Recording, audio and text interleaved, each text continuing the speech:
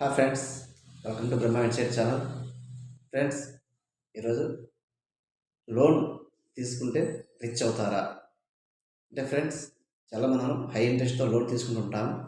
ఈ లోన్ ద్వారా మనం రిచ్ అవుతారా అంటే బఫెట్ రూల్ ప్రకారం అయితే ఫ్రెండ్స్, హై ఇంట్రెస్ట్ రేట్స్ ఉన్న లోన్స్ ఏవైనా కూడా అవి మన శత్రువుతో సమానం.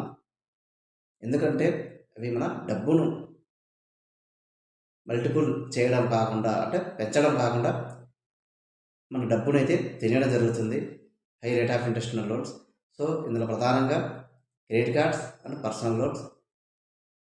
సాధారణంగా ఈ యొక్క లోన్స్ అధిక శాతం వడ్డీని కలిగి ఉండి మన యొక్క ఇన్వెస్ట్మెంట్ని, సేవింగ్ని తినేస్తూ ఉంటాయి. కాబట్టి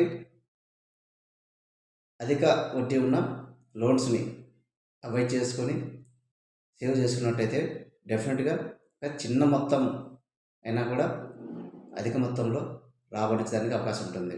ఇది ఫ్రెండ్స్, లోన్ అధిక వడ్డీ కలిగిన లోన్లు ఎప్పటికైనా అవి మన శత్రువుతో సమానము. కాబట్టి సాధ్యత వరకు వాటిని అవాయిడ్ చేసి తక్కువ మొత్తంలో అయినా సేవింగ్ ఆర్ ఇన్వెస్ట్మెంట్ చేసినట్లయితే కొద్ది కాలానికి అది హై రిటర్న్స్గా మారడానికి అవకాశం ఉంటుంది. ఇది ఫ్రెండ్స్, మనీ టిప్స్ నచ్చితే లైక్ చేయండి.